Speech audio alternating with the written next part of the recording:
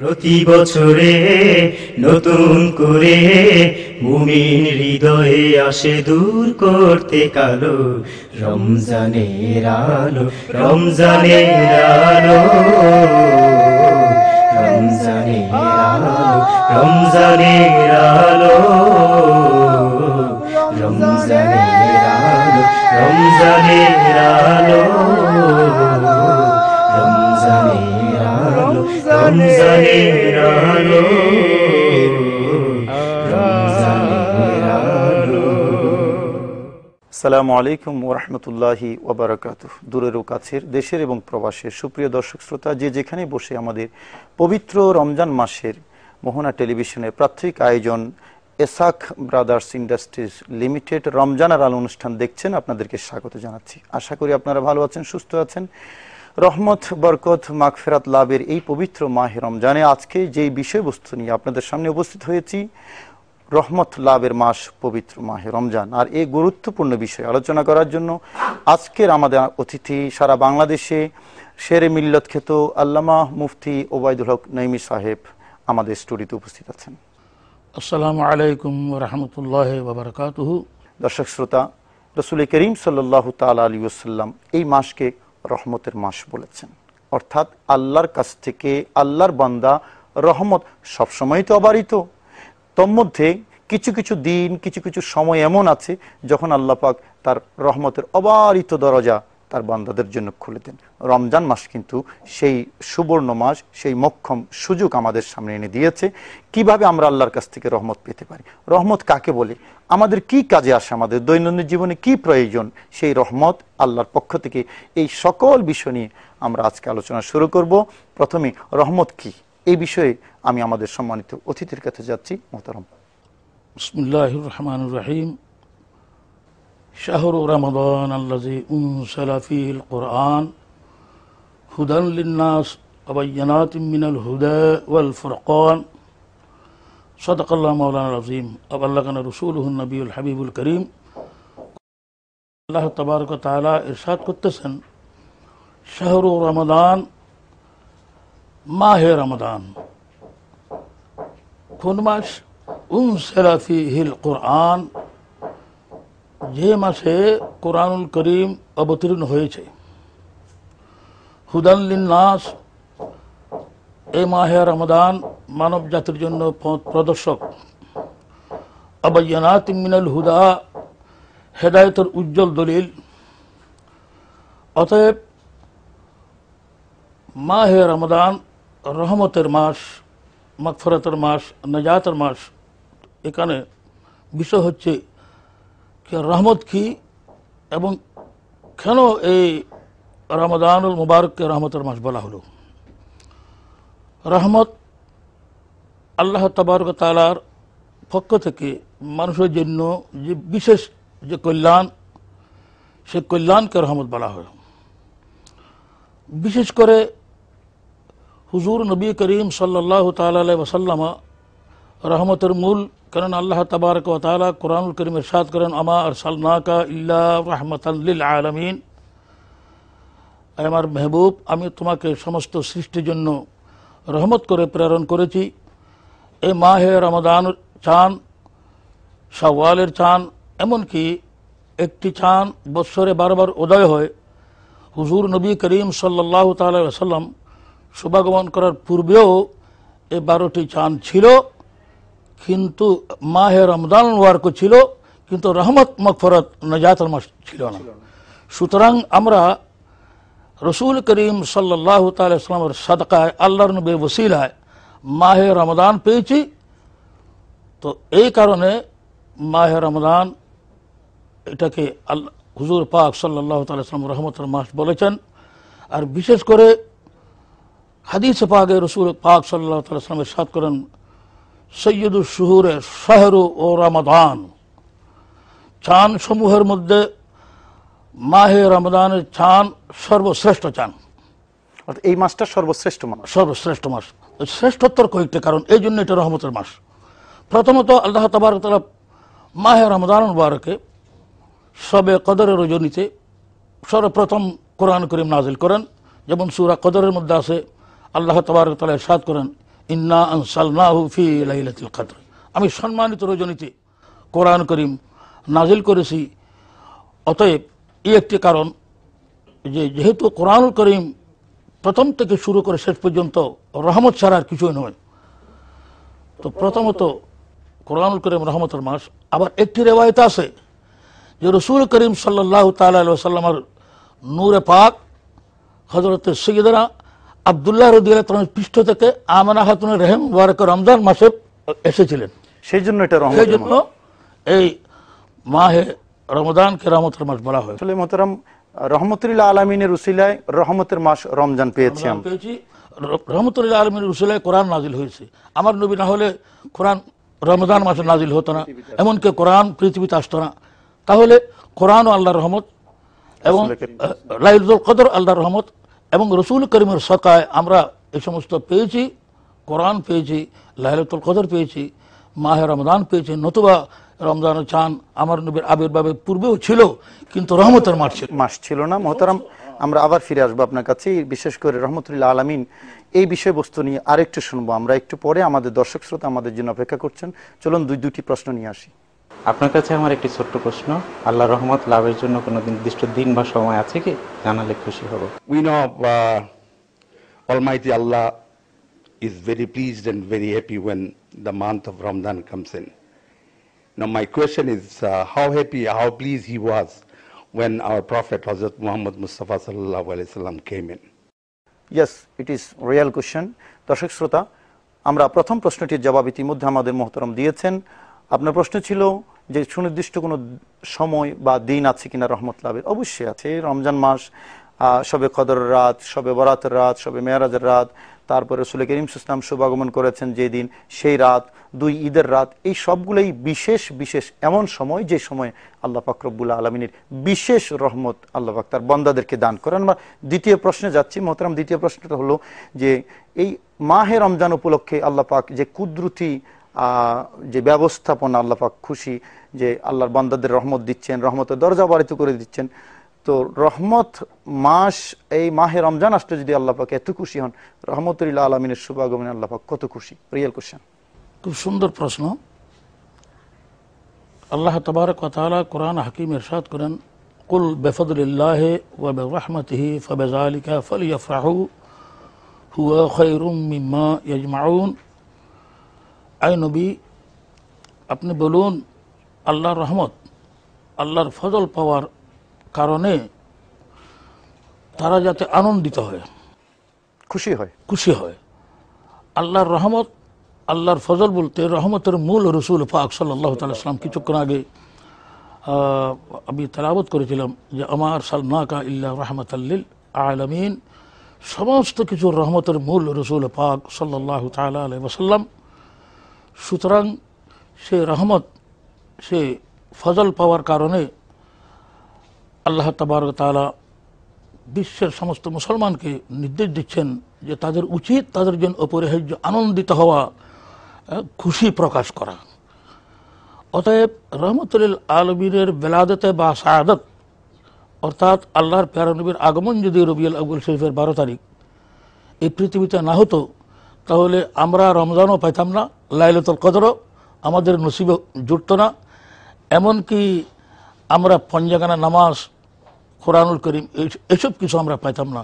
সুতরাং কোরআনুল করিম রহমত, মাহে রমজান রহমত, লাইলাতুল বারাত রহমত, লাইলাতুল কদর রহমত এবং নামাজ আমাদের জন্য রহমত, হজ যাকাত আমাদের জন্য, প্রত্যেকটি ইবাদত মুসলমানদের জন্য রহমত। এই সমস্ত রহমত আমরা পাইতাম না রসুল পাক সাল্লাল্লাহু আলাইহি ওয়াসাল্লামের আবির্ভাব না হলে। অতএব এই জন্য রসুল পাক সাল্লাল্লাহু তাআলা আলাইহি ওয়াসাল্লামের বেলাদতে বা শাহাদতকে, মিলাদুন নবীকে কেন্দ্র করে আনন্দিত হওয়া, এটা আল্লাহর নির্দেশ, এটা আল্লাহর সুন্নাত, সমস্ত ফেরেশতাদের সুন্নাত, ইমানদারের বৈশিষ্ট্য। এটা ইমানদারের বৈশিষ্ট্য। আসলে একটা বিষয় মোহতারাম, এই যে আল্লাহর সমুদয় নিয়ামত তো আমরা রাসূল করিম সাল্লাল্লাহু আলাইহি ওয়াসাল্লামের মাধ্যমে নবীজি না আসলে তো ইসলামও পেতাম না, কোরআনও পেতাম না। তো রাসূল করিম সাল্লাল্লাহু আলাইহি ওয়াসাল্লাম, সেই জন্যই হযরত আব্দুল্লাহ ইবনে আব্বাস রাদিয়াল্লাহু তাআলা নবীকে সর্বশ্রেষ্ঠ নিয়ামত বলেছেন আমাদের জন্য। তো আমরা মোহতারাম আরো শুনবো আপনার কাছে। আমাদের এই পর্যায়ে আরো 2টি প্রশ্ন নিয়ে আমাদের আরো 2জন দর্শক শ্রোতা অপেক্ষা করছেন।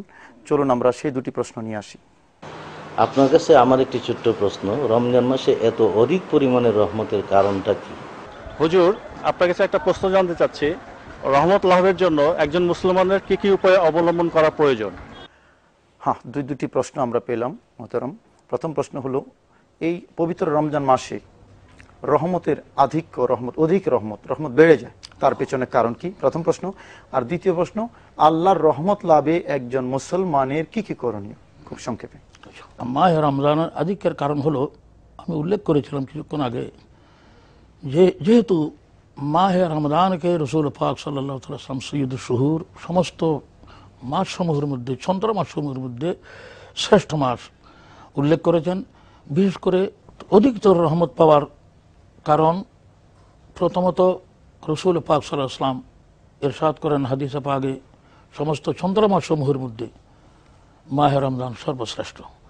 শ্রেষ্ঠত্বের কারণ হলো যে কিছুক্ষণ আগে আমি উল্লেখ করেছি যে আল্লাহ তাবারক ওয়া তাআলা কোরআনুল করিম প্রথম নাযিল করেন মাহে রমজানে, এবং বিশেষ করে রসুল পাক সাল্লাল্লাহু তাআলা সাল্লাম হাদিস পাকে ইরশাদ করেন, ইযা জাআ রমজানু ফুতিহাত আবওয়াবুর রাহমাহ ওয়া গুল্লাকাত আবওয়াবু জাহান্নামা ওয়া সুফিদাতিশ শায়াতিন ওয়া ফি রাওয়ায়াতিন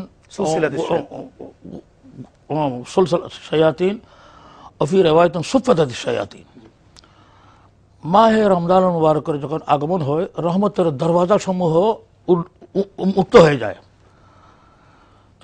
সব সময় আল্লাহর রহমত আসে, কিন্তু আধিক্যের কারণ হলো এইগুলি যে সর্বপ্রথম আল্লাহ তাআলা কোরআন শরীফ নাযিল করেন মাহে রমজানে, লাইলাতুল কদর মাহে রমজানে, রসুল করিম সাল্লাল্লাহু আলাইহি ওয়াসাল্লাম নূর মুস্তাফা এক রেওয়ায়ত অনুযায়ী মা আমিনার শেকমে এসেছিলেন মাহে রমজানে। আপনি যেটা বলছেন, আমি একটু আগে যে বললাম। আরেকটি কারণ হলো, যেহেতু জিবরিল আমিন, বুখারী শরীফের রেওয়ায়েত, হযরত সাইয়েদনা জিবরিল আমিন আলমে বালা সৌর জগৎ ছেড়ে 30 দিন পর্যন্ত, অর্থাৎ পুরা রমজান মাস নবীর দরবারে অবস্থান করতেন। কেন? জিবরিলও জানেন যে এই মাসের পবিত্রতা, এই মাসের ফজিলত সৌর জগতের থেকেও অনেক বেশি। আলহামদুলিল্লাহ। এই জন্য সিদরাতুল মুনতাহা ছেড়ে রসুল পাকের দরবার আসতেন, এবং রসুল পাক সাল্লাল্লাহু তাআলা আলাইহি ওয়াসাল্লাম এবং জিবরিল পরস্পর কোরআনুল করিমের দওরা করতেন। এবং বুখারী শরীফের হাদিস, রসুল পাক সাল্লাল্লাহু তাআলা এইভাবে আল্লাহর প্যারা নবী সাদকা খেরাত করতেন মাহে রমজানে, যেমন একটা তুফানের মতো, জোরদার তুফানের মতো আল্লাহর প্যারা নবী মাহে রমজান মুবারকে সাদকা এবং দান সাদকা করতেন, সাদকা খেরাত করতেন। এবং বিশেষ করে আত্মার আত্মশুদ্ধি এই রমজান মাসে হয়। অতএব যে মাসের দ্বারা, যে সিয়াম সাধনার দ্বারা, যে রোজার দ্বারা আত্মশুদ্ধি হয়, কারণ আত্মশুদ্ধি হলো সবকিছুর মূল, ইবাদতে জাহিরি, ইবাদতে বাতিনি, এমনকি ঈমানেরও মূল হলো আত্মশুদ্ধি। আকীদা, আত্মশুদ্ধির এক নাম হলো আকীদা। আহলে সুন্নাত ওয়াল জামাতের আকীদার এক নাম হলো আত্মশুদ্ধি, অর্থাৎ কলবটাকে পরিশুদ্ধ করা, কলবটাকে পরিশুদ্ধ করা। সুতরাং এই পরিশুদ্ধিটা বেশি হয় রমজানের দ্বারা। আচ্ছা, আরেকটা কারণ হলো, এই রমজান মাসে যখন মানুষ রোজা রাখে, তখন আল্লাহর চরিত্রবান হয়ে যায়। একটা বড় একটা কারণ। এটা কিভাবে মোহতারাম?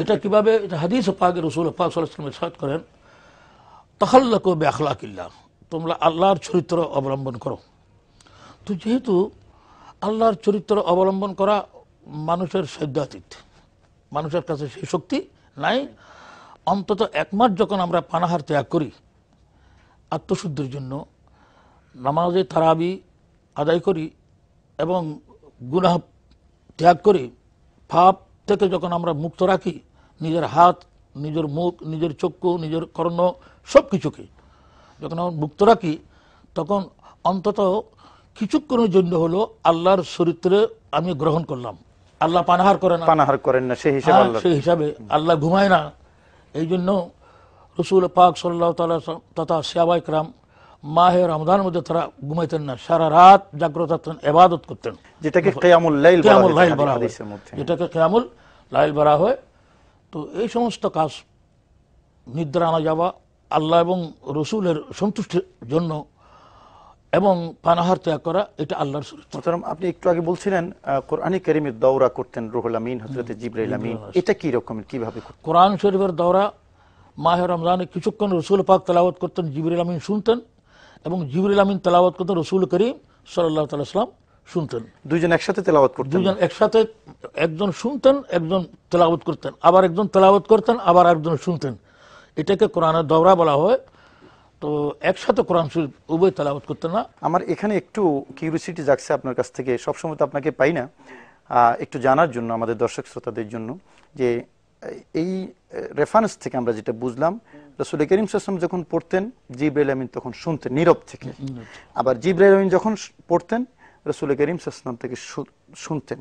ইদানিং আমাদের দেশে একটা কন্ট্রোভার্সি বা আমাদের একটা প্রশ্ন জাগে যে ইমাম সাহেব যখন কেরাত তেলাওয়াত করেন তখন মুক্তাদিরা পেছনে যারা আছেন ওনারা কেরাত পড়বেন কিনা, এই একটা কনফিউশন কিন্তু আমাদের মধ্যে আছে। কেউ বলেন পড়তে হবে, কেউ বলেন না পড়তে হবে না, পড়া যাবে না। আমরা কি এই হাদিস থেকে এরকম একটা মেসেজ কি পাই না যে কোরআনের তেলাওয়াতের আদবটাই হলো এটা যখন তেলাওয়াত হয় আরেকজন শুনবে? যে একটু বিস্তারিত বলুন। হ্যাঁ, এটা এই জন্য হুজুর পাক সাল্লাল্লাহু তাআলা সাল্লাম হাদিসে পাকে ইরশাদ করেন, এটা সহিহ হাদিস, মান কানা লাহু ইমামুন ফাকিরাতুল ইমামে কিরাতুন লাহু। এটা হাদিস শরীফ, এটা হাদিস পাক, সহিহ হাদিস, এটা সহিহ হাদিস। রাসূল করিম সাল্লাল্লাহু আলাইহি ওয়াসাল্লাম ইরশাদ করেন, যাদের ইমাম আছে, যারা ইমামের পিছনে ইক্তেদা করে নামাজে ফরজ আদায় করে, সুতরাং ইমাম সাহেবের কেরাত হলো তাদের এই কেরাত, মুক্তদের জন্য নতুন করে আর কেরাতের প্রয়োজন নাই। একবার একটু একজন বা কয়েকজন সাহাবী রাসূল সাল্লাল্লাহু আলাইহি ওয়াসাল্লামের পিছনে হয়তো কেরাত পড়তেছিলেন, উচ্চস্বরে নয়, কিন্তু আল্লাহর নবী অনুভব করেছিলেন, আল্লাহর প্যারা রসুল অনুভব করেছিলেন। সালাম ফিরানোর পর রসুল পাক বললেন, মালি উনাজিউল কোরআন, কোরআন শরীফের সূরা নিয়ে আমার সাথে ঝগড়া হচ্ছে কেন? কেন তোমরা আমার সাথে ঝগড়া করতেছো? আমি যখন কোরআন শরীফ তেলাওয়াত করতেছি, নামাজের মধ্যে কেরাত পড়তেছে, তোমরা শুনবে, আবার তোমরা আমার সাথে সাথে পড়তেছো, তার কারণটা কি? এটাও হাদিস শরীফ, এটাও হাদিস শরীফ, এটাও মিশকাতও আছে। তার মানে ইমামও পড়তেছেন, এটা এক ধরনের কোরআন নিয়ে ঝগড়া। হ্যাঁ, এটা একটা কোরআন নিয়ে ঝগড়া। আর আমরা ইমামের প্রয়োজন তো ছিল না যদি আমরাও কেরাত পড়ি। হুজুর, এখানে আরেকটা বিষয় থেকে যায়, সূরা ফাতিহা নিয়ে একটা বিষয়ে প্রশ্ন আসে যে লা সালাতা ইল্লা বিফাতিহাতিল কিতাব, এই হাদিসটা কোট করে যদি বলা হয় যে ইমামের পেছনে কমপক্ষে সূরা ফাতিহা পড়তে হবে, এটার জবাব কি? না, এখানে কথা হচ্ছে যখন কোরআনুল কারীমের মধ্যে আল্লাহ তাআলা ইরশাদ করেন, ফাকরাউ মা তায়াসসারা মিনাল কোরআন, যতদূর সম্ভব তোমরা কোরআন কারীম তেলাওয়াত করো নামাজের মধ্যে। তো এখানে তো শুধুমাত্র কেরাত কোরআন ফরজে আইন, ফরজে আইন নামাজের মধ্যে। তো ফরজে আইন আমরা দেখতেছি কিতাবের মধ্যে, ফিকহের কিতাবে আছে, হাদিসও আছে, সূরা ফাতিহা ওয়াজিব, জম্মে সূরা ওয়াজিব, একটা সূরা তেলাওয়াত করা ওয়াজিব। কিন্তু কোরআন শরীফ তেলাওয়াত করা তো ফরজ, এটা কোনখানে? সূরা ফাতিহা ওয়াজিব, জম্মে সূরা ওয়াজিব। তো কোরআন শরীফ তেলাওয়াত করা, কেরাত পড়া তো ফরজ, ওটা কোনখানে?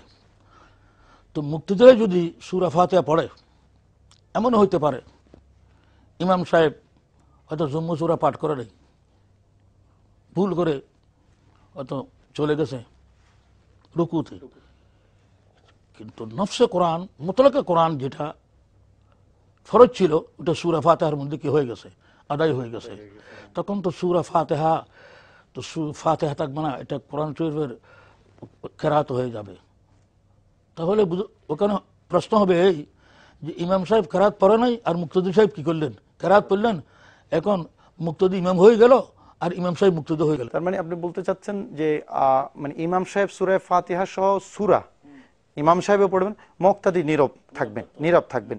এটা স্পষ্ট কেরাত যে নামাজের মধ্যে সেই নামাজেও যা, আর গোপনীয় কেরাত যে নামাজে সেই নামাজও ইকুয়াল, সমান। এবং আমার মনে হয় হানিফি মাযহাবেও তো সেরকমই আছে যে সূরা ফাতিহা হোক কেরাত হোক মুক্তাদিরা নীরবে থাকবেন। এবং আপনি যে হাদিসটা কোট করলেন যে মান কানা লাহু ইমামুন ফাকিরাতুল ইমামে কিরাতুন লাহু, এটা তো হাদিস শরীফ, রাসূল করিম সাল্লাল্লাহু আলাইহি ওয়াসাল্লাম বলেছেন। তো পেছনে যদি মুক্তাদি থাকে ইমাম সাহেব পড়লে তার পক্ষ থেকে আদায় হয়ে যাবে। আমাদের ধর্ম তাই বলছে। আমরা আবার সেই রহমতুল্লাহ আলমিনের সেই যেখান থেকে আমরা প্রশ্নে গিয়েছিলাম, রাসূল করিম সাল্লাল্লাহু আলাইহি ওয়াসাল্লামকে রহমতুল্লাহ আলমিন বলা হয়েছে এবং এই পবিত্র মাসকেও আউয়ালুহু রাহমাহ বলা হয়েছে, এটা রহমতের মাস। এই দুইটা রহমতের মধ্যে যেই সম্পর্ক সেটা হলো যে রহমতুল্লাহ আলমিনের মাধ্যমে আমরা এই রহমতের মাসটা পেয়েছি। আমাদের দ্বিতীয় প্রশ্ন যেটা ছিল দর্শক শ্রোতা, যে রহমত লাভে একজন মুসলমানের কি কি করণীয়, সংক্ষেপে, আমাদের হাতে সঙ্গে সময় কম। রহমত লাভের জন্য প্রথমত তো সিয়াম সাধনা, সিয়াম সাধনা সংক্ষেপে হলো আল্লাহ তাবারক ওয়া তাআলা যে সমস্ত জিনিস করার আদেশ দিয়ে নির্দেশ দিয়েছেন, আমরে বিল মারুফ নাহি আনিল মুনকার, আমরে বিল মারুফের আমর করা, নির্দেশিত জিনিস পালন করা এবং নিষিদ্ধ জিনিস বর্জন করা। বিশেষ করে রমজানের মধ্যে খুব সাবধানতা অবলম্বন করতে হয়। শুধুমাত্র উপবাস থাকলে এটা শাব্দিক অর্থে রোজা হয়ে যাবে, অবিধানিক রোজা, কিন্তু রোজার যে আনুষঙ্গিক আছে, প্রাসঙ্গিক যেটা কামেল এবং মোকাম্মল রোজা, সেটার জন্য যে হাতের কিছু কাজ আছে, চোখের কিছু কাজ আছে এবং মুখের কিছু কাজ আছে, অর্থাৎ মন্দ কথা না বলা, হারাম জিনিসের দিকে হাত না বাড়ানো, পাও হারাম বস্তুর দিকে পাও না বাড়ান, হারাম জিনিসের দিকে দৃষ্টি না করা, অর্থাৎ সারা শরীরের সংযম, সারা শরীরকে সংযম করার নাম হলো এটা রোজা।